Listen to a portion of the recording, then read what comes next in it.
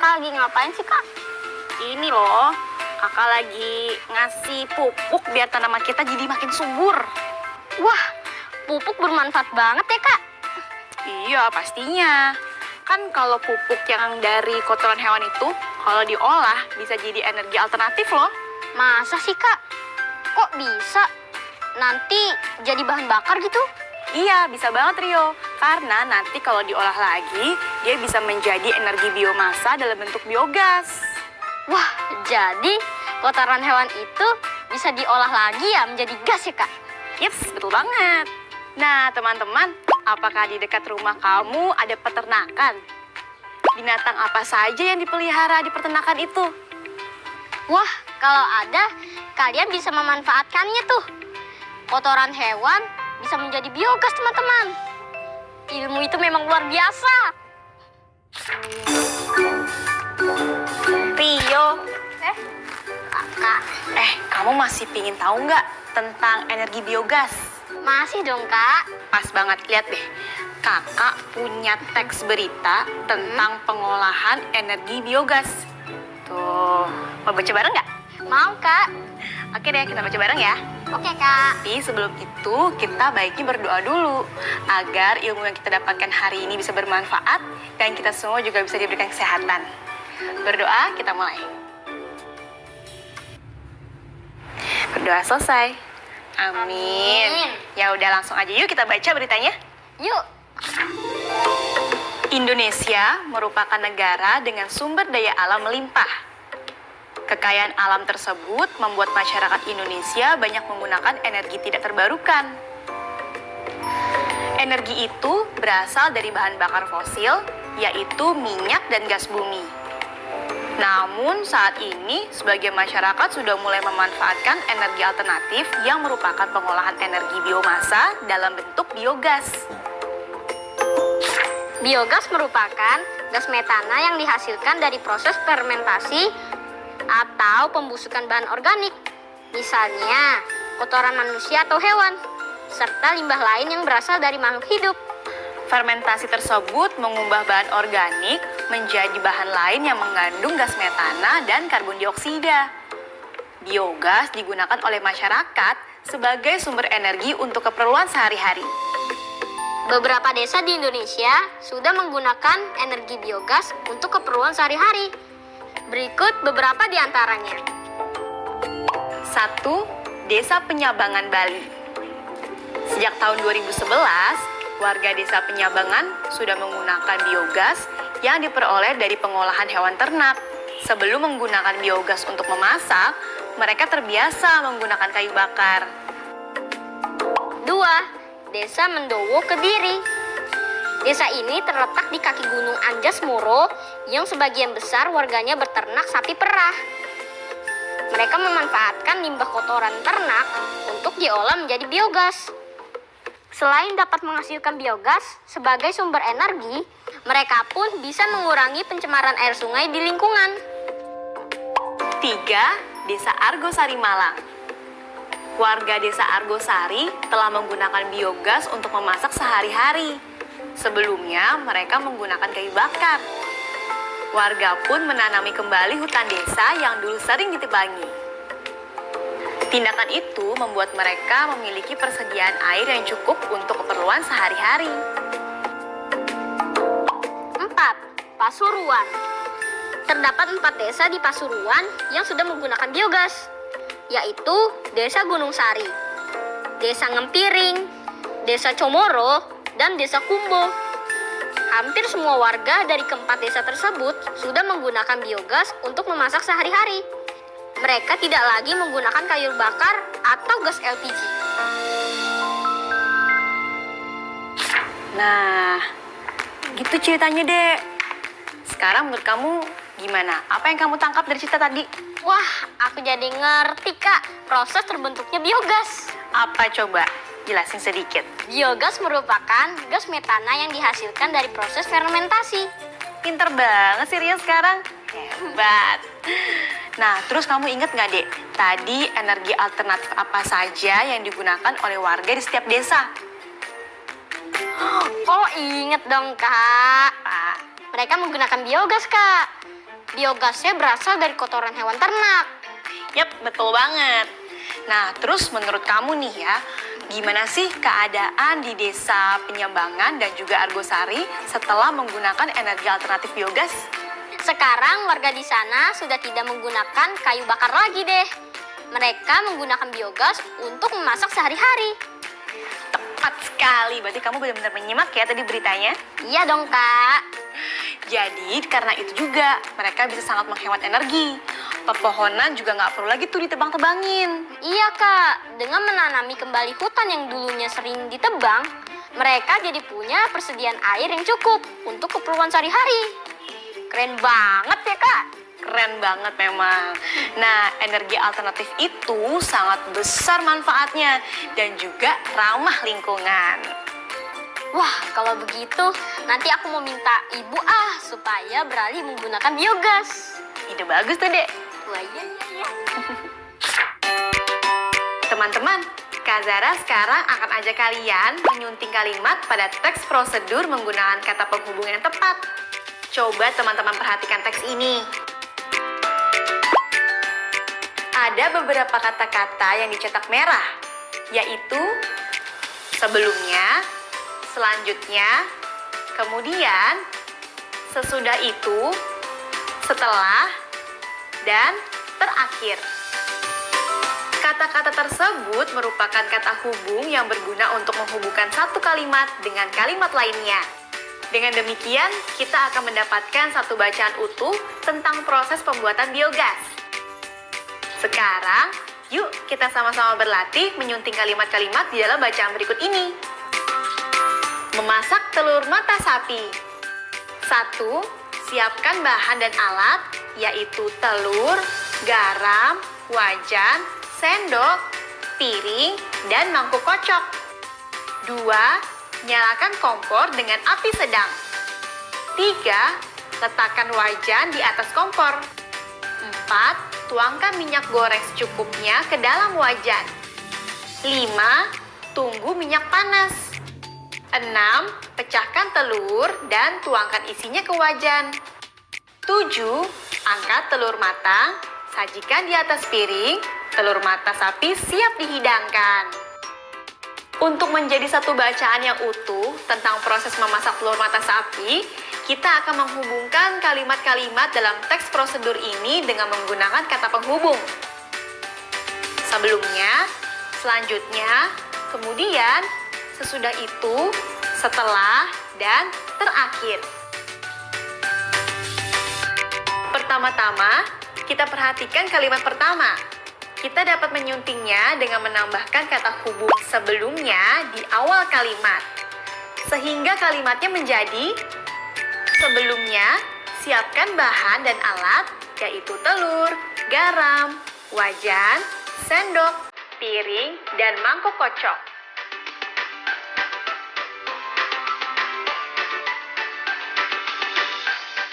Kemudian, kalimat kedua dan ketiga sama-sama membahas tentang kompor. Jadi, dapat kita sunting menggunakan kata penghubung setelah itu dan untuk menggabungkannya menggunakan kemudian. Kalimatnya menjadi, setelah itu, nyalakan kompor dengan api sedang, kemudian letakkan wajan di atasnya.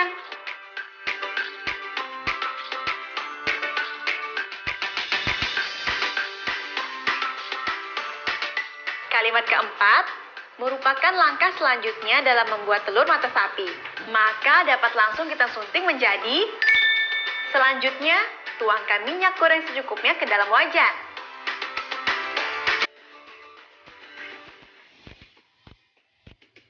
Pada kalimat kelima dan keenam, prosedurnya menunggu sampai panas sebelum memecahkan dan memasukkan telur ke wajan. Jadi dapat kita sunting dengan menggabungkan menggunakan kata hubung sesudah. Sehingga kalimatnya menjadi, sesudah minyak panas, pecahkan telur dan masukkan isinya ke wajan.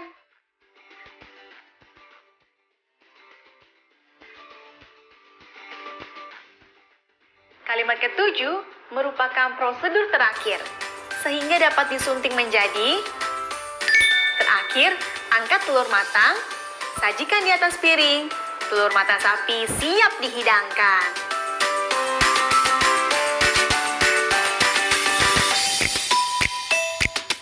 Nah, sekarang coba perhatikan perbedaan antara kalimat sebelum disunting dengan kalimat setelah disunting menggunakan kata penghubung. Kalian sudah paham kan cara menyunting teks prosedur? Iya, kalian cukup memasukkan kata-kata penghubung yang digunakan pada teks prosedur dengan tepat. Kata penghubungnya yaitu kata sebelumnya, selanjutnya, kemudian, sesudah itu, setelah, dan terakhir. Jika belum paham, kalian bisa bertanya pada gurumu atau walimu di rumah ya.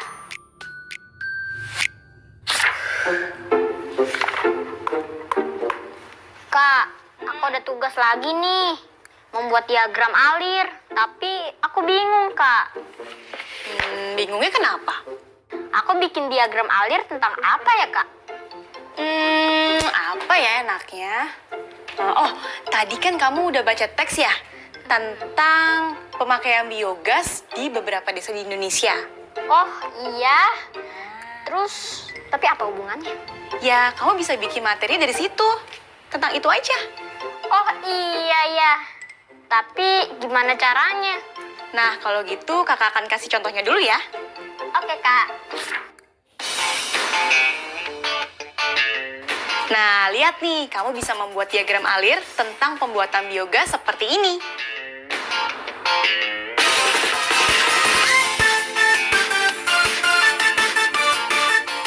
Wah, kalau begini aku bisa Kak kerjakan sendiri. Yuk teman-teman, kita buat diagramnya. Makasih ya, Kak. Sama-sama. Nah, buat teman-teman di rumah, kalian juga bisa kreasikan ya untuk diagram kalian. Mungkin mau diberi warna atau diberi tambahan gambar juga bisa loh. Setelah selesai membuat nanti, kalian coba diskusikan dengan anggota keluarga kalian di rumah ya. Selamat mengerjakan.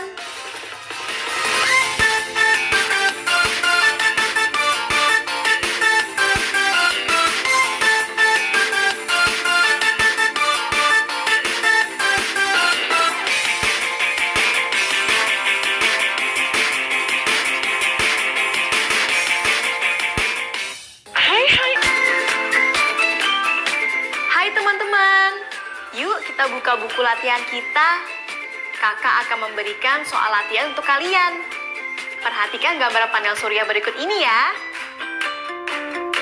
Bandingkan luas permukaan kedua gambar berikut dengan menggunakan tanda kurang dari, sama dengan, atau lebih dari. Langkah pertama yang harus kalian lakukan adalah dengan cara menghitung jumlah petak yang ada di dalam satu panel. Coba kalian hitung jumlah petak di panel C.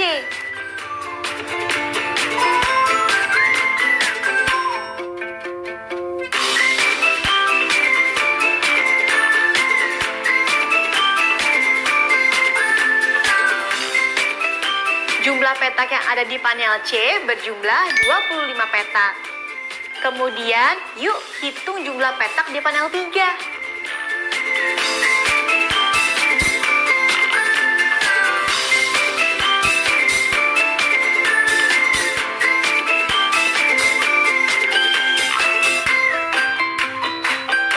Iya, jumlah petak yang ada di panel 3 adalah 16 petak.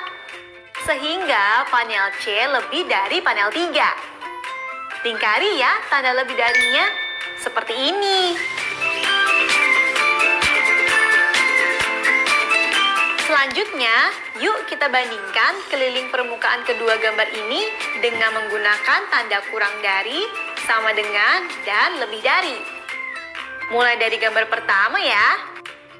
Jika kita ingin menghitung keliling, hitunglah masing-masing sisinya. Di sini masing-masing sisinya ada 5 petak. Maka keliling sama dengan 5 ditambah 5 ditambah 5 ditambah 5 sama dengan 20 petak.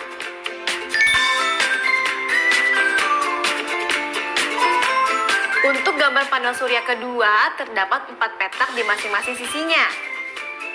Maka kelilingnya menjadi 4 ditambah 4 ditambah 4 ditambah 4 sama dengan 16. Hasil yang kita dapat ini, keliling permukaan C adalah 20 petak, sedangkan keliling permukaan 3 adalah 16 petak. Maka keliling permukaan panel surya C lebih dari panel surya 3.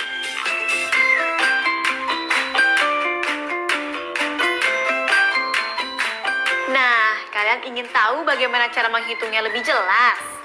Simak baik-baik penjelasan Kak Zara berikut ini ya. Teman-teman, perhatikan gambar panel surya di samping. Panel ini berbentuk persegi panjang dengan ukuran panjang 9 petak dan lebar 4 petak. Panel ini bisa kamu susun menjadi bentuk persegi dengan jumlah petak tetap sama. Kamu bisa mengubah posisi petak-petak tersebut sehingga terbentuk persegi. Bagaimana ya caranya? Persegi yang terbentuk memiliki panjang sisi sebanyak 6 petak. Luas daerah persegi panjang pun tidak berubah. Artinya, luas daerah persegi panjang dengan ukuran panjang 9 petak dan lebar 4 petak tetap sama dengan luas persegi dengan panjang sisi 6 petak. Pada dasarnya, persegi merupakan persegi panjang yang panjang semua sisinya sama.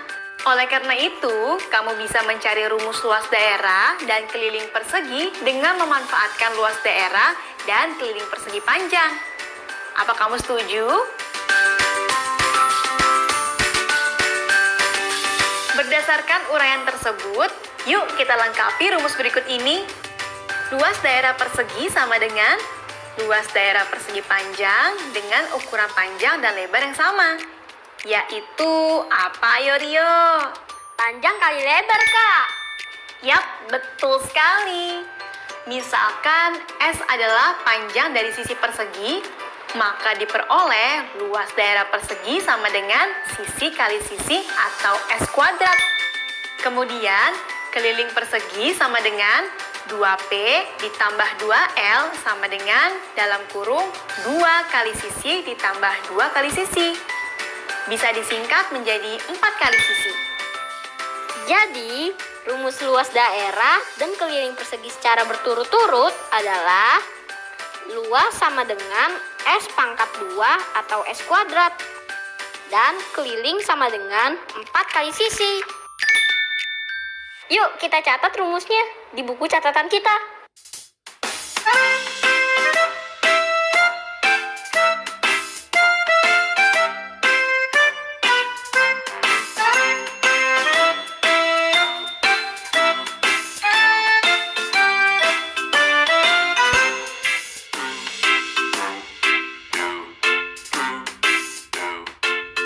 Dengan rumus ini, sekarang kita bisa menentukan luas dan keliling dengan lebih mudah.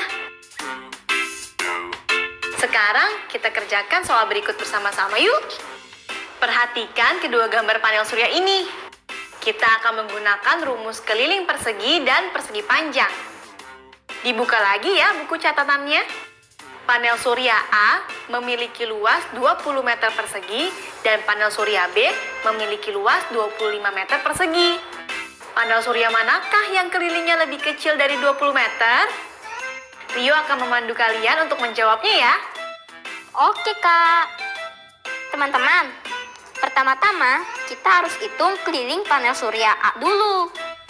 Panel surya A berbentuk persegi panjang dengan panjang 5 meter dan lebarnya adalah 4 meter. Maka, rumus keliling panel surya A sama dengan 2 kali panjang ditambah 2 kali lebar sama dengan 2 dikali 5 ditambah 2 dikali 4 sama dengan 10 ditambah 8 sehingga kita mendapatkan hasil 18 meter.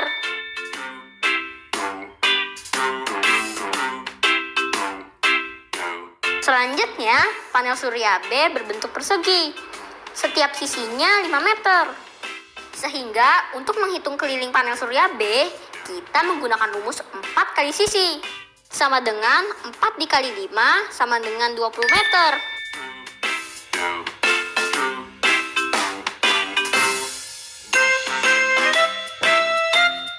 Panel surya A memiliki keliling 18 meter.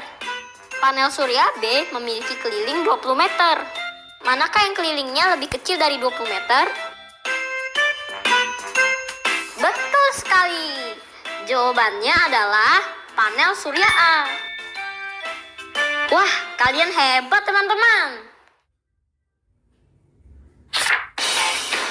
Teman-teman, jangan lupa ya mencatat judul-judul buku atau teks bacaan yang sudah kita baca hari ini. Seperti hari ini, aku sudah membaca teks berita berjudul Pengolahan Energi Biogas, Hubungan Persegi Panjang dan Persegi. Jangan sampai lupa ya mencatat judulnya. Teman-teman, ini yang sudah kita pelajari hari ini.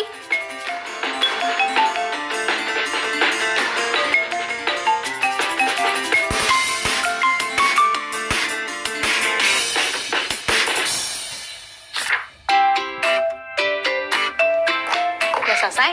Dah? Nah, teman-teman di rumah, selesai sudah percobaan kita hari ini.